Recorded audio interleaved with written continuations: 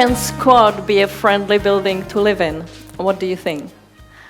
I live in New Caledonia in the South Pacific, and the scissors of the society are wide open over there. On one side, there are people coming from France, and on the other side, there is local population. And even though the local government is building brand new social housing for the local population, they just don't want to move in. So for years, I was wondering why. Why is that? And just recently, I got the answer. Actually, they told me they don't like to have a ceiling above their heads. They prefer to live outside, below the sky. When I was studying at the university, we had a small studio below the roof. We were all packed in, and we were working there. We were sleeping there sometimes. We were cooking there. It was packed with people, but we just loved that space. And then later on, our teachers designed a brand new studio for us. And all of a sudden, it was always empty. We just couldn't work there. It was great for throwing parties or playing floorball, but other than that, it was completely useless. The teachers were blaming us, but how can you work in a space that has no windows? I believe the view is really important. I think we feel secure if we're on a higher spot, our back is protected, and we can see far away. So in case there is an enemy approaching, we have the time to get ready. And it worked for me. Every time I would get a window seat at the skyscraper, my performance would go up rapidly. If it wouldn't be the case, I would be really miserable, and I would prefer to to resign. In the 80s, IBM designed a brand new headquarters in Seattle with very high ceilings. And the engineers, they were putting paper cupboards above their heads to lower the ceilings. And it's because if you do analytical work, you prefer to have lower ceilings. On the other side, if you want to be creative, you need to have high ceilings. That's why most of the artists' studios are very high ceilings, and they have a lot of volume. Open space, it's not a new concept, actually. It was used in London in 1754 already, but it was meant to be only for repetitive work as a stand office, just to put the stamps right, not to think about it too much, and not for creative work. Later on, it was Frank Lloyd Wright who reused this concept, but he really paid attention to every single detail. He designed the desks, he designed the chairs, he paid attention to the space between the desks and so on. And how are we gonna work in the future? I think we could literally live anywhere we want, and our avatars will have a meeting together. But where will those avatars meet? I think there will be two trends. Either you will design the virtual environment for you, where you will meet your friends, your colleagues, or it will be artists and architects who will design the virtual space for you. So maybe it will feel kind of like a living in a computer game. So if you would like to see your bank account, you will no longer look at your iPhone, but you just put a headset on, and all of a sudden you'll be in a virtual bank. If you would like to learn a new language, you'll put a headset on and you'll be in the virtual language school with a lot of avatars from all around the world as your schoolmates. And I find it pretty interesting that actually the guy who created this game will write that he was studying to be an architect. So here I will show you some of my projects that I work on. So this is one of the biggest one. 214 meters high, 15 minutes from Shanghai by fast-speed train. And I tried my best to do it user-friendly as much as possible. So there is a big open space, pedestrian-friendly, which is leading you into a passage with a lot of restaurants, bars, and coffee shops. And the platform is leading you into a park where you can take a rest during the lunch break. And the whole project is connected to the subway system. So this is the experience you get when you get off the train. So you grab a coffee, you pass by a Zen garden. Here we go. and you're ready to attack your busy day.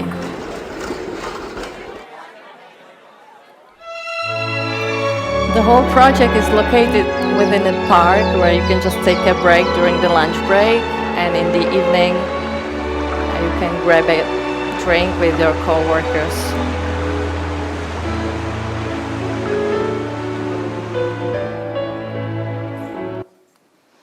This is another project that I work on. There are two skyscrapers. It's a huge mixed use, 143,000 square meters. And it's a five-star hotel operated by Japanese company Nikko. And also the smaller tower, it's a service apartment building. There is also a shopping center and a convention center. This is how it looks from another side. This is a project for Shenzhen. Shenzhen is a city right next to Hong Kong. It's known for very hot climate and very humid climate. So I tried to design something user-friendly. So I wanted to make like a big hub for the whole district where people could meet and gather together, but at the same time to be protected against the heat and against the climate. So this is actually the center of the project. I wanted to create like a green jungle with the screen that protects you against the sun. And again, it's mixed use, so you have a shopping mall, you have offices, you have five-star hotel, you have convention center. This is another project that I designed for the downtown Shanghai. The area was pretty amazing because that's the same area where Expo 2010 took place.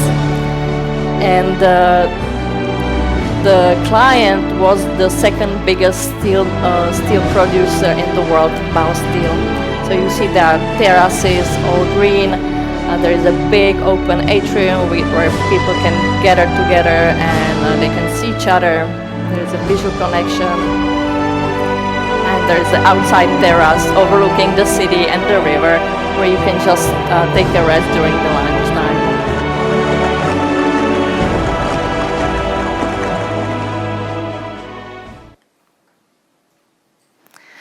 This is another project for Shenzhen. On this project, I was competing against Adrian Smith.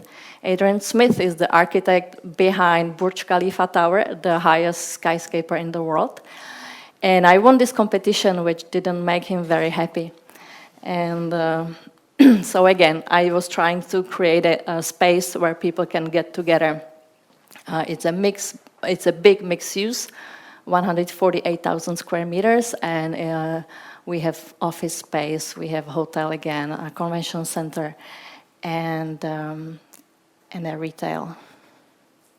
So you can see there is a lot of public space that would make you happy probably, and where people can just socialize and meet. And so this is the entrance that actually leads people in. This is one of my last projects that I designed, that it will be under construction soon. It's also in Shenzhen. There is a five-star hotel. It's again mixed use, so service apartments, convention center, and a retail shopping mall. And the whole area is actually pedestrian friendly, so the whole traffic is below the ground on the B1. And inside there is again a public space where people can just take a coffee and do some shopping. This is one of the biggest projects that I work on. It's 250,000 square meters, which is equivalent of around 70 football fields. And it's not even a skyscraper anymore. It's called super high rise. It has 348 meters. And to make it even more complicated, the tower has no columns. It's actually a tube system, which and each floor turns 1 degree. So the structure engineers were freaking out when they saw it. But I convinced them that it can work. So here you can see it again, the whole project. And it's a mixed use again. There is a big convention center.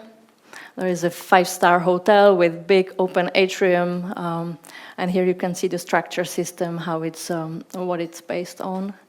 And on the top floor you have a lounge, and here you can see actually each floor that each of them is turning 1 degree. If we speak about friendly buildings, we can speak also about friendly cities. This is a city for 1 million people that I designed, that it's under construction right now. And most of the cities that you know are designed by zoning. So you have zoning, you have a zone where you live, you have a zone where you work, then there's a zone for school, there is a zone for culture. And actually this is all mixed use, so you can live anywhere you want, you can work anywhere you want. And it's actually much more friendly for users, and it reduced the traffic jam. So you can just go down the elevator and you're in the office, or you can walk, you can cross the park and you're in the office.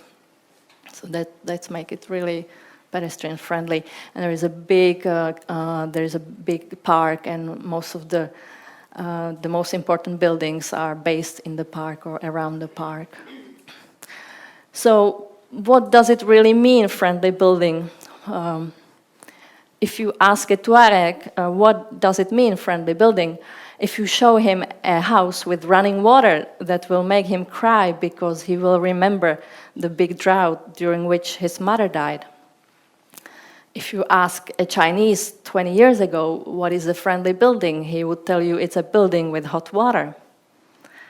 But when I look back at all my projects, I think they have 2 things in common, and that is connection to the nature. I think we need to bring nature back into our projects and get reconnected to the nature. And also, I think it's interaction with the community.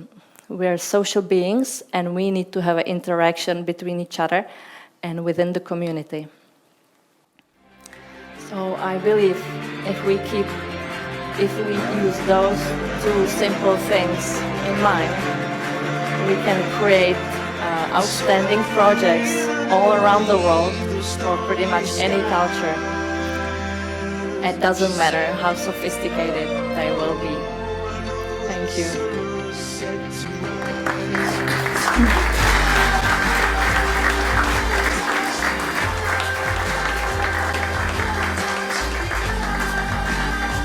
It will be a paradise.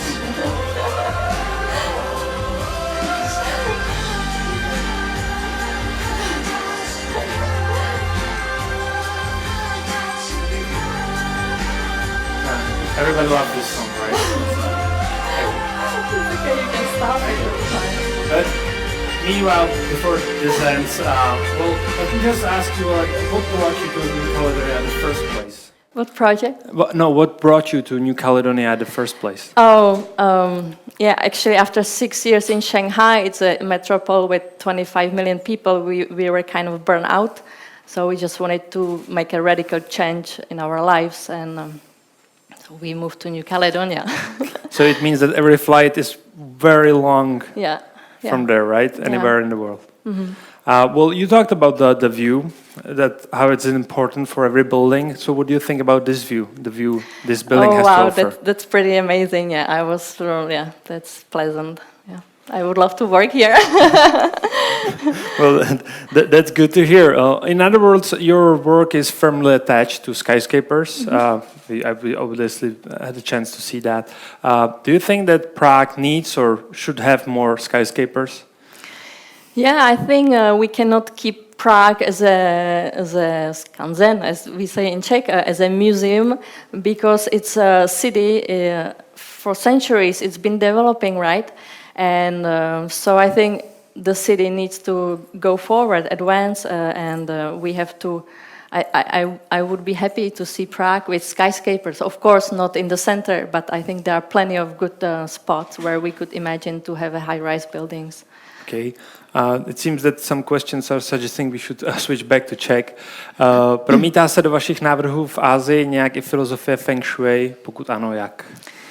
Ano, v Asii hodně dají na Feng Shui, hlavně teda v Hongkongu, tam pokud máte veliký projekt, tak zavolají Feng Shui mastera, aby se na to podíval, aby to schválil, aby vám to okomentoval.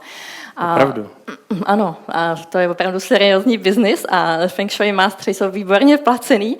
A to jsem už zjistila, teda, když jsem dojela do Šanghaje, tak moje první kancelář byla v Stock Exchange Building v Šanghaji. A to je zvláštní mrakodrap, který má v sobě díru, aby ta energie mohla jako proudit tou Stock Exchange, aby tam bylo dobrý Feng Shui. Takže to jsem pochopila záhy, že to je velmi důležité pro mě. Dobře, co se stane, když to neschválí Feng Shui odborník? No, to jsem taky narazila jako často s dekonstruktivismem, že jako Feng Shui master to neschválil, že nějaký jako ostrý úhly to nepřipadá v úvahu. Takže na to jako zapomeňte. To by tady v Karlíně teda měli problém. Každopádně... Back to English, what is your inspiration? What is my inspiration? Všechno. Jako mně se líbí příroda samozřejmě, pak se mně líbí hezká auta a myslím, že hezká auta jsou inspirovaný ženským tělem. Jak to? To jsem si úplně nevšiml. To jste si nevšiml? Ne. Si nevšiml, že když jedete na dálnici za hezkým autem, sportákem, tak to vypadá jako ženské tělo? Můj Opel vypadá úplně jinak.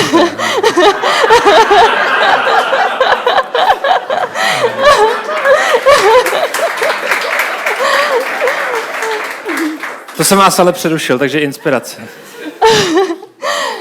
Takže ženským tělem, auty, hezkým designem, nature, jako vším hezkým kolem.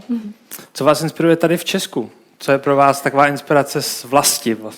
No, jenom být v Praze a vidět tehle výhled a vidět ty všechny věže kolem a to genius loci tady, vidět ty kavárny se stropem 6 metrů vysokým, s těma těžkýma curtains, že jo, a ty chodníky dlážděný a to všechno, to je obrovská inspirace. Jak často se sem vracíte? Letos tu jsem po čtvrtý, což teda jsem šťastná, ale jako někdy se sem nevrátím třeba celý rok. Záleží to na to, jak jdou projekty nebo tak. No.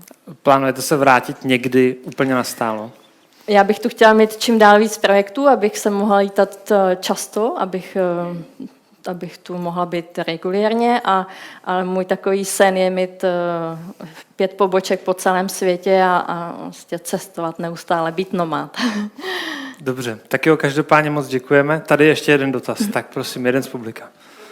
Mě by zajímalo, já vůbec jako asijský trh a svět neznám, jestli tam vůbec jako slovo gentrifikace je jako téma a jestli ty municipalities, no, když řeknu, jestli o tom jako mluví, jestli je zajímá, jak vlastně ty projekty, které jsou jako přináší hodně peněz do toho jednoho města, ovlivňují ten celek a jestli ty lidi právě z toho okolí, jak to budou používat a podobně. Prostě, jestli se to jako dokáže zřejmě, nebo jestli je to vlastně tak rychlý a tak plný peněz, že to nikdo neřeší. Já myslím, že to řeší hlavně ty developři, protože se snaží to udělat co nejhezčí, co můžou, aby to natáhlo lidi, že jo. Že tam pochopili, že když udělají nádherný public space a dají tam fontány do toho, takže to přitáhne lidi a bude to přitahovat tenants, že jo. A teď tam všichni jako budou trávit víkendy a bude to žít. Takže to bych chtěla, aby se stalo i tady. Aby ten public space byl jakoby normální v těch projektech. Já děkuji Evi, jestli máte nějaké další dotazy, myslím, že tady chvilku s námi ještě pobude, než odletí zpátky 40 hodin do Nové Kaledonie. Děkuji moc, Evi Leitpetrek. Děkuji. Já myslím, že by to měla mít 2 základní prvky a to je nature and community. Jak už jsem o tom mluvila teda ve své přednášce. Nature, myslím, že jak žijeme ve velkoměstech, tak jsme dost deconnected s přírodou a zvláště teda v městech, jako kde jsou 25 milionů obyvatel, kde žije a trávíme celý svůj den někde v betonové džungli. Takže to jakoby donést zpátky tu přírodu do toho města, do ty kanceláře, si myslím, že je velmi důležitý. A ta druhá, to je community, čím myslím, že jsme social beings a že potřebujeme interakci mezi sebou a mezi napojení na komunitu. Takže to jsou, myslím, 2 prvky, které jsou velmi důležité. Já si si myslím, že budou dva takové trendy, že buď si ho budete navrhovat vy sám jako uživatel, takže budete mít nějakou knihovnu, vezmete tady knížku, tady kámen a tady si na tom sednete s tím svým virtuálním kamarádem nebo s tím avatarem vašeho kamaráda a budete tam diskutovat, a nebo budou to teda navrhovat architekti nebo umělci. A to by mě velmi bavilo, protože tam by byla vlastně neomezený, nebyl byste limitovaný nějakými materiály a to, co je možné postavit jako fyzicky, takže tam by byla ta paleta, ta škála, jako, no,